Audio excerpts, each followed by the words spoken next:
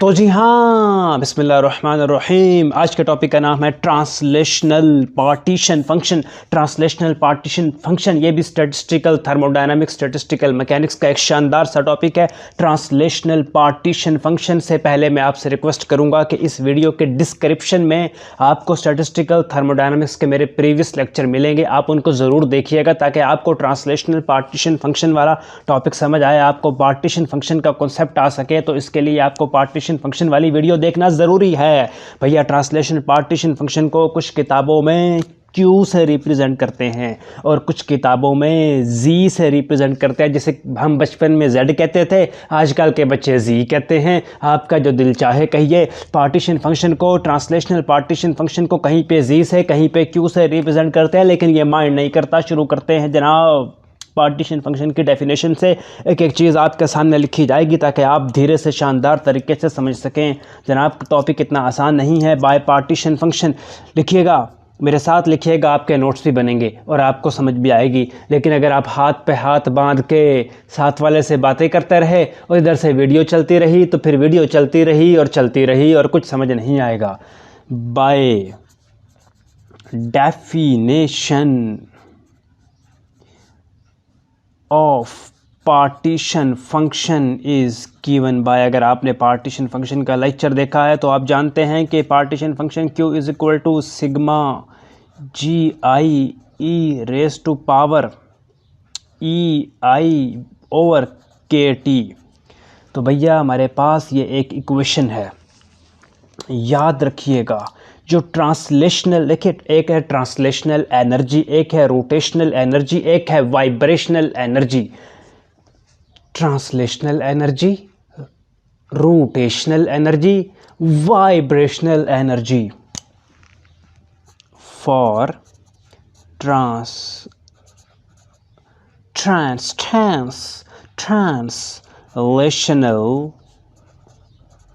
Energy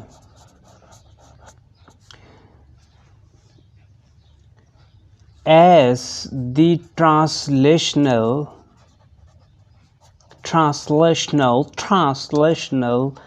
energy levels are non-degenerate। degenerate कहते हैं जो एक जैसे हों। याद रखिएगा कि जब translational energy level non degenerate हों तो आप अपने दिल से कहें कि ये जी आई है, इसकी वैल्यू है 1 के बराबर। ठीक, तो ऊपर वाली इक्वेशन कुछ ये बन जाएगी। इसको अगर हम नंबर दे दें इक्वेशन 1 का, तो equation 1 becomes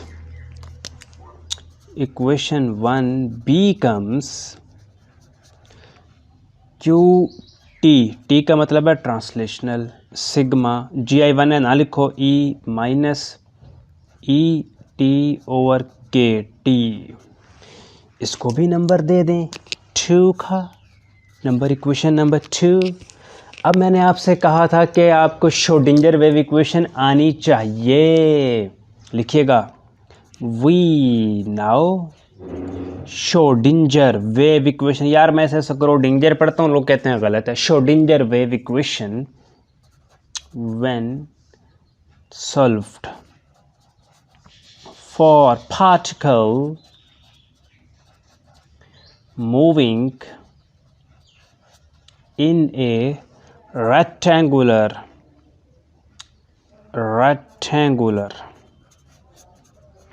in a rectangular box of dimension A, B and C gives the expression for translational energy. इस तरह का एक रेक्टेंगुलर बॉक्स है जिसकी साइड ए बी सी है। इसको ए मान लो, इसको बी मान लो, तो इसको सी मान लो। या ट्रांसलेशनल बॉक्स है, रेक्टेंगुलर बॉक्स है जिसकी 3 साइड्स हैं ए बी सी, और उसकी एनर्जी का फार्मूला है E T translational. Is equal to H square, ये हमने डराइव किया था जब हमने श्रोडिंगर वेव इक्वेशन को सॉल्व किया था। ये बराबर है एन एक्स स्क्वायर ओवर ए square plus n Y square over B square plus n Z square over सी स्क्वायर। तो ये इसके बराबर है। तो इसको आप इक्वेशन नंबर 3 का नाम दे दो, नंबर दे दो।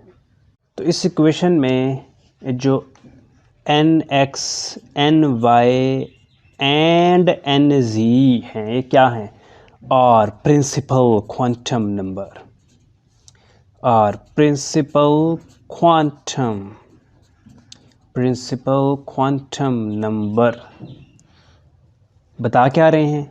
determining the possible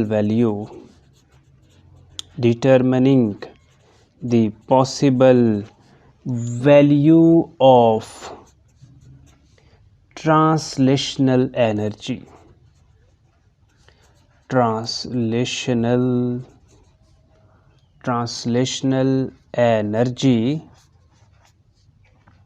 of particle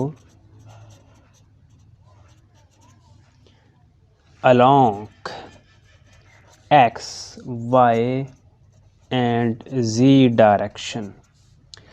तो जनाब हम अगर इस इक्वेशन 3 को ऐसे लिख दें, we can write equation 3 S.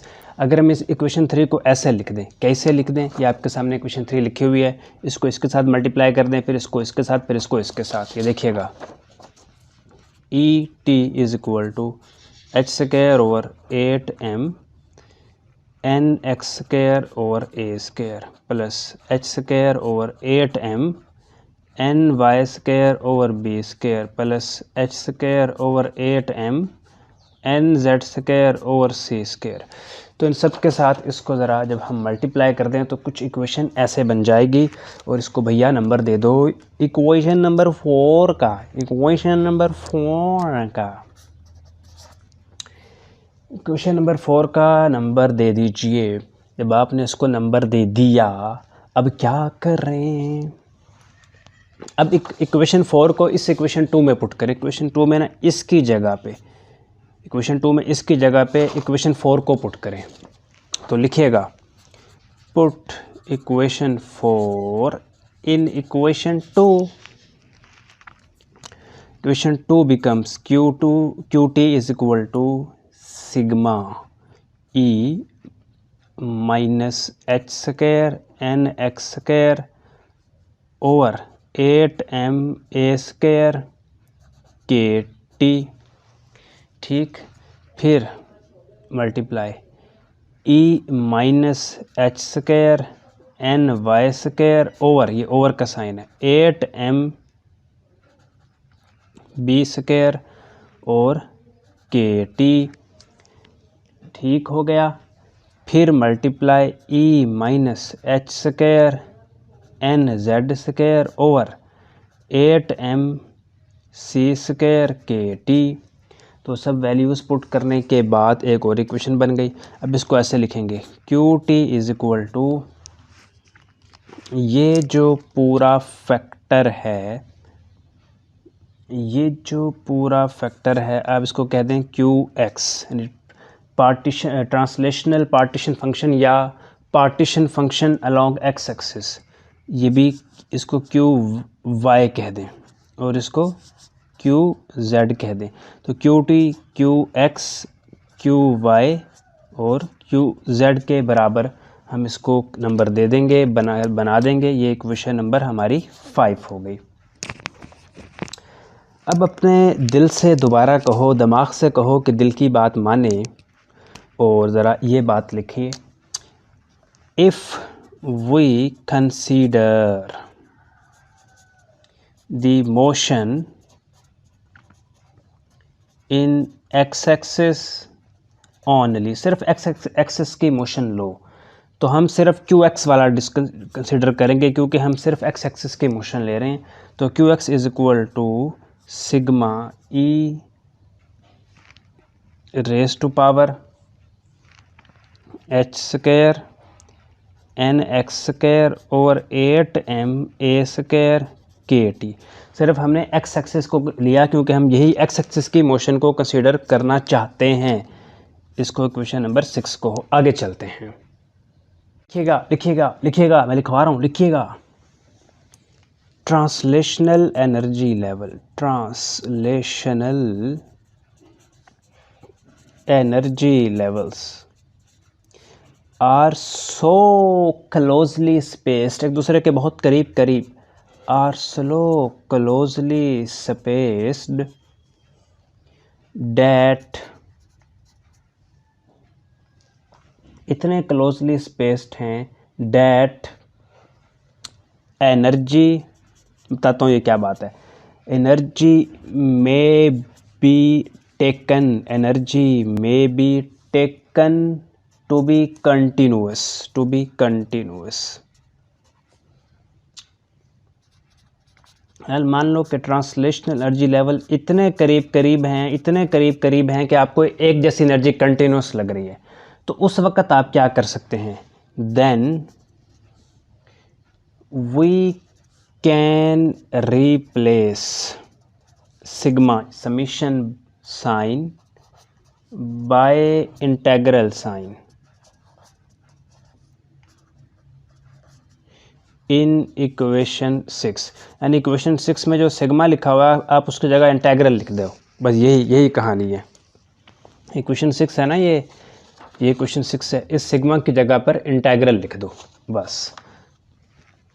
So equation 6 becomes, equation 6 क्या हो जाएगी, q x is equal to sigma की जगह इंटेग्रल और lower limit 0, upper limit infinity, बाकी सब कुछ वैसे का वैसे e raise to power minus H square N x square over 8m a square के टी। और यहाँ पर d जब इंटेग्रल लगाते हैं तो यहाँ पर कहाँ लगाते हैं, भूलने का नहीं, भूलने का नहीं, dnx लगाइए। अच्छा, अब यहाँ पर एक सपोजिशन करनी है और वो सपोजिशन कुछ ये करनी है कि let minus H square over 8m a square के T is equal to small l। मैंने इसको स्मॉल l क्योंकि जिस बुक को मैं फॉलो कर रहा हूँ वो स्मॉल l पे है, लेकिन जब हमारे क्लास में, जब मैं स्टूडेंट था, यूनिवर्सिटी में था, तो हमारे क्लास में टीचर ने इसको अब यूँ समझे कि l स्क्वायर के इक्वल सपोज किया था, लेकिन मैं जिस बुक को फॉलो कर रहा हूँ वहाँ l है। तो इसमें अगर आप कुछ तहकीक करना चाहें तो ज़रूर तहकीक कीजिए। तो हमने इसको l के इक्वल सपोज कर लिया। तो जनाब इसको अगर हम इक्वेशन नंबर दे दें 7 का, इक्वेशन 7, इसको 8 कह देते हैं, equation 7 becomes Q x is equal to 0 to infinity E minus L N x square D N X. ठीक, ये बन जाएगी, यही बन जाएगी, जी हाँ यही बन जाएगी। इसको इक्वेशन 9 का नंबर अलॉट फरमा दें। अब इक्वेशन 9 एक इंटेग्रल है, इसको हमको सॉल्व करना है। अब इसको सॉल्व करने के दो तरीके हैं। एक तो ये है कि हम मैथमेटिशियन के पास जाएं और कहें रियाजीदान, अरे भैया रियाजीदान मुझको ये सॉल्व कर दो, या हमको इतनी मैथ आती हो, जो हम जारी बात है केमिस्ट्री के लोग हैं या फिज़िक्स के लोगों को तो खैर बहुत अच्छी मैथ आती है, केमिस्ट्री के लोग हैं तो इतनी अच्छी मैथ नहीं आती। तो इस इंटेग्रल को सॉल्व करना है। ख़ुद सॉल्व करेंगे तो 2 पेज लग जाएंगे, 2 घंटे लग जाएंगे और आप थक जाएंगे। तो मैं आपको, अगर आप कहेंगे तो मैं आपको सॉल्व करने का तरीका भी सिखा दूंगा, लेकिन मैं आपको डायरेक्ट बताता हूं कि इसको सॉल्व करने से जो आंसर आएगा उसको यूज़ कर लें। तो यहाँ लिखिए using standard integral. Standard integral क्या होता है? स्टैंडर्ड इंटेग्रल ये होता है कि बहुत सारे इंटेग्रल्स मैथमेटिशियन ने हमको सॉल्व करके दे दिए होते हैं, हमने जस्ट उनको पुट करना होता है, उनके पीछे नहीं पड़ना होता है कैसे आए कैसे आए। अगर वो हम इस दिलचस्पी ले रहे हैं कैसे है, बहुत अच्छी बात है, लेकिन फिर हमको मैथ बहुत आनी चाहिए। और हमने मैट्रिक के बाद मैथ की किताब कभी खोल के नहीं देखी होती। तो जनाब 0 to infinity E raise to power minus L X square D of X, याद रखिएगा ये स्टैंडर्ड इंटीग्रल बराबर होता है 1/2 under root pi over L. यानी इसको जब हम सॉल्व करें तो ये आंसर आता है, इसको जब हम सॉल्व करें तो आंसर आता है। ये थोड़ा सा मैं आपको दिखा देता हूँ कि मैंने ज़माने तालिब इल्मी में ये सारी मैथमेटिशियन की थी और बड़ी तहकीक की थी और ये सॉल्व किया था, लेकिन अभी आप इस चक्कर में ना पड़ें। तो जब हम अब हम क्या करेंगे, पुट स्टैंडर्ड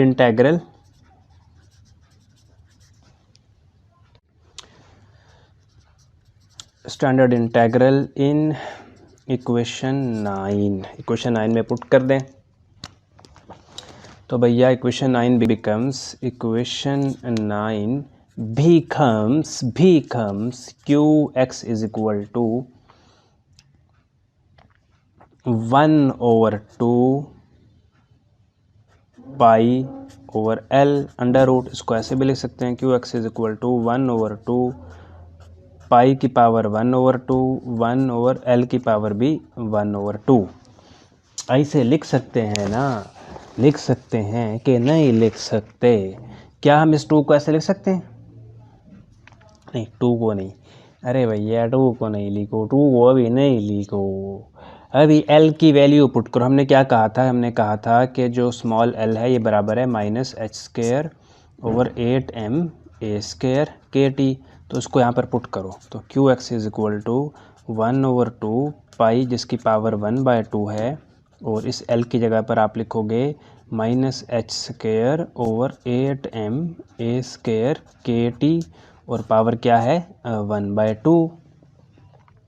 ठीक, यही कुछ कहानी है जो हमारी ज़ुबानी है। यहाँ पर एक गलती हो गई और वो गलती ये हो गई, एक गलती है यार, इसको दुरुस्त करो।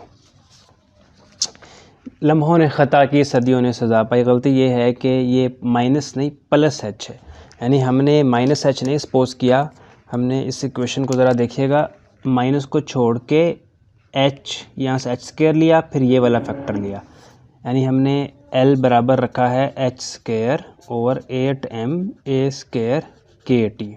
तो माइनस को ज़रा हमने l में नहीं इंक्लूड किया, यहाँ गलती से कर दिया, तो यहाँ भी प्लस कर दो, फिर यहाँ भी प्लस कर दो। बात को समझे हो? अरे दिया, बात को समझे हो?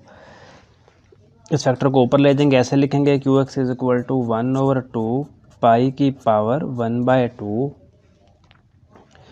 ये चीज़ ऊपर चली जाती होती है, 8m a² kt over h² power 1/2। अब इसमें जो 8 है अंदर, 8 जिसकी पावर है 1/2, इसको हम ऐसे लिख सकते हैं। किसी को कोई एतराज़ तो नहीं है? लिख सकते हैं, कोई मसला नहीं है। यूँ समझो कि 8 इसको हम यूँ लिख सकते होते हैं। ये दोनों चीज़ें देखो, 8 का 2 का पावर 8 कितने, 8 किसके बराबर होता है? अगर हम 8 की पावर को सॉल्व करें, इस चीज़ पर थोड़ा सा आप गौर करो। ये छोटी छोटी चीज़ें ना बड़े बहुत परेशान करती है। 2 2 2 2 √2 2 2 2 2 2 का स्क्वायर 2 √2। ठीक जनाब, 2 के ऊपर ये तो यार, ये तो मैं खुद कंफ्यूज हो रहा हूँ। हैं ये सही है, ये अंडर रूट था ना, ये अंडर रूट ले लो, ये अंडर रूट ले लो। तो जनाब इसको फिर ऐसे लिख सकते हैं, यहाँ पर देखो 2 का स्क्वायर √2 2 √2 2 √2 का स्क्वायर √2 √2 √2 ये समझ आए तो दोबारा देखो, लिख कर देखो, इंशाल्लाह आ जाएगी समझ। तो इस 8 को हम ज़रा कुछ ऐसे कर देंगे, qx is equal to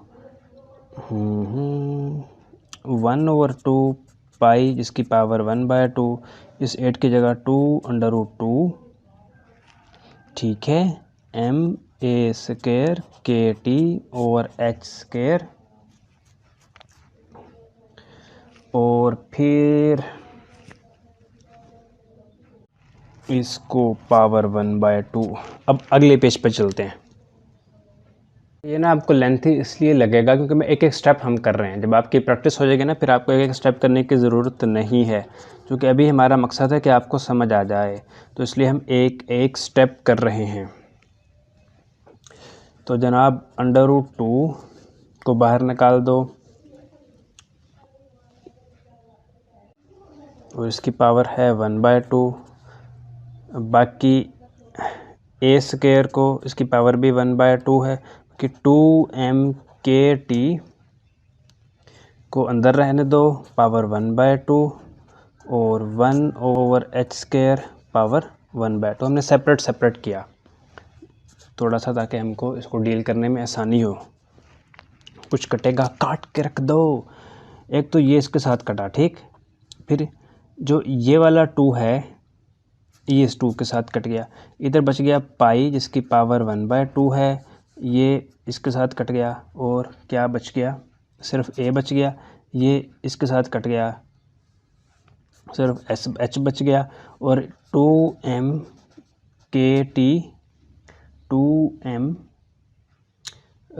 2mkt और ये जनाब अंदर ये पाई भी अंदर शामिल कर लो। पाई के ऊपर भी 1/2 है, यहाँ भी 1/2 है, तो इस पाई को भी शामिल कर लो। तो इसको हम ज़रा ऐसे लिख लेंगे, 2x इज इक्वल टू 2 पाई, पहले लिख लो 2 pi mkt raise to power 1/2। हाँ, यहाँ इस पाई को लिखने की ज़रूरत नहीं क्योंकि ये पाई हमने इसके अंदर इंक्लूड कर दिया है, a/h। तो यहाँ पर हमारी कहानी ख़त्म हो गई। तो जनाब ये इक्वेशन, इसको नंबर दे दें हम इक्वेशन नंबर 10। इसी तरह ये थी x डायरेक्शन में। Similarly for y and z direction, for y and z direction हम लिखेंगे qy is equal to 2 pi mkt raise to power 1/2, by में ना b/h। Similarly qz is equal to 2 pi mkt raise to power 1/2 c/h। तो हमने कुछ मज़ीद equation बना ली हैं, इन इक्वेशन को भी नंबर दे देते हैं। इसको इक्वेशन 11 कह देते हैं, इसको इक्वेशन 12 कह देते हैं। बस काम ख़त्म होने वाला है, 1-2 मिनट और ज़रा आप इंतज़ार की ज़हमत फरमाइए। तो हमारे पास पीछे एक इक्वेशन थी, उस इक्वेशन का नाम था, मैं आपको निकाल कर दिखाता हूँ। जो बच्चे लिखते नहीं है ना फिर उनको एक अच्छी तरह समझ भी नहीं आता। ये बात आप लिख लो। ये इक्वेशन 5 थी। इक्वेशन 5 में qx, qy, qz की जगह पे इक्वेशन 10, 11, 12 पुट कर दो। तो लिखो पुट इक्वेशन 10, 11, 12 इन इक्वेशन 5, ये बात लिखो। तो qt बन जाएगा, बराबर हो जाएगा, ये जब सब लिखोगे ना इसकी जगह पे तो यहाँ पर भैया है जगह कम पड़ जाएगी। अगले पेज पे करते हैं। ये देखो इक्वेशन 10, 11, 12 को हमने पुट करना है इक्वेशन 5 में। तो इक्वेशन 5 क्या हो जाएगी, qt is equal to qx की जगह 2 pi mkt power 1/2 a/h, qy की जगह 2 pi mkt whole power 1/2 b/h, qz की जगह 2 pi mkt whole power 1/2 c/h। तो इस पर आप कॉमन भी कुछ कर सकते हैं ना, कर सकते हैं कि नहीं भैया। ये चीज़ अगर आप देखें और h को भी, तो ये चीज़ आप कॉमन आउट कर सकते हैं। तो यानी आप कॉमन करेंगे 2 पाई mkt 1/2 और इसके साथ आप क्या चीज़ कॉमन करेंगे, नहीं, कॉमन तो हम तब करते हैं जब बीच में प्लस या माइनस हो। अब यहाँ बीच में मल्टीप्लाई का साइन है तो हमने कॉमन नहीं करना, ठीक, क्योंकि बीच में मल्टीप्लाई का साइन है। ऐसे ही कुछ होता है ना, प्लस माइनस हो तो कॉमन करते हैं। अब देखें Q T is equal to, जो सिमिलर फैक्टर है उनको एक साथ लिख दें, 2 पाई एम के टी की पावर 1/2, फिर 2 पाई एम के टी की पावर 1/2, फिर 2 पाई एम के टी की पावर 1/2, और ये एच और एच ये हो जाएगा 1/h³। और इधर ए बी सी को ज़रा अलग कर दें तो इन सब की पावर है 1/2, 1/2 मल्टीप्लाई 1/2 मल्टीप्लाई 1/2, ऐसे ही हो गया। तो जनाब जब इतनी ज़्यादा पावर आपस में, जब बेस सेम हो तो पावर क्या होती है, ऐड। 1/2 प्लस 1/2 प्लस 1/2, जब बेस सेम हो तो पावर क्या होती है, ऐड। तो 2 + 2 + 2, 2 टू द 4 4, ये हो गया 6/3। बल्कि यार इस तरह तो नहीं हुआ, मैं क्यों बोल रहा हूँ, 1 2 3, 3/2 हो गया। तो 2 pi M K T base same है तो 1/2 1/2 1/2 ये क्या हो गया, 3/2, और 1/h³ और ये ए बी सी, ठीक। यहाँ तक समझे हो दिया कि नहीं समझे। ए बी सी देखें ये तीनों साइड्स हैं तो इसको आप वॉल्यूम लिख दें, वॉल्यूम ऑफ द कंटेनर या वॉल्यूम ऑफ द बॉक्स। तो 2 पाई एम के टी। अच्छा, अगर h³ को अगर हम अंदर लेकर जाना चाहें तो क्या होगा, अगर हम h³ को ब्रैकेट्स में लिखना चाहें तो कैसे लिखेंगे, ये समझने की बात है थोड़ी सी, बाद वक़्त बड़ी कंफ्यूज करने लगती हैं। अब ये देखिएगा h³ क्या इसको हम ऐसे लिख सकते हैं, h³ मल्टीप्लाई 3 एक मिनट, किस चीज़ से मल्टीप्लाई करना है, क्या हम ऐसे, ये देखिए x की पावर है 2 तो क्या हम इसे ऐसे लिख सकते हैं, h³ 3/2 × 2 लिख सकते हैं, तो भी h² ही हो जाएगी। ये 2 से 2 कैंसिल, एक मिनट, यहाँ पर देखिए ज़रा, h³ क्या है, h³ है, और हम चाहते हैं कि h³ इस 3/2 के अंदर एडजस्ट हो जाए। तो हमारे कोशिश है कि h³ इसके अंदर चली जाए। तो हम जब इसके अंदर से भेजेंगे तो h² लिख देंगे। कैसे लिख देंगे, क्योंकि ओवर है पावर 3/2 तो ये 2 से 2 कैंसिल और h³ ही रहेगी। इसलिए हमने इस h³ को जब अंदर लिखना है तो h² लिखना है और अब होल पावर 3/2 डालनी है, और ए बी सी की जगह हम वॉल्यूम एलिमेंट वॉल्यूम लिख देंगे। अब यहाँ पर बहुत सारे स्टूडेंट घबराएंगे कि h³ तो 3 थी, अंदर h2 कर दिया। याद रहे कि h³ ही है, लेकिन जब h³ ही है, लेकिन जब हमने h की होल पावर 3/2 ली तो h³ हम फिर 2 लगाएंगे ताकि ये 2 से कैंसिल हो और h³ ही रहे। अगर आपको ये कंफ्यूज कर रहा है तो यही लिखते हैं बेशक। तो ये हमारी फाइनल इक्वेशन थी, और ये इसमें v volume of the container है, और ये ट्रांसलेशनल पार्टीशन फंक्शन जैसे q से, कुछ बुक्स में z से रिप्रेजेंट करते हैं। तो काफ़ी लेंथी वीडियो हो गई, मेरी बातें सुनने का बहुत शुक्रिया। जो सवाल आप पूछना चाहें कमेंट सेक्शन में पूछिएगा। अपना बहुत सा ख्याल रखिएगा। अल्लाह हाफिज़।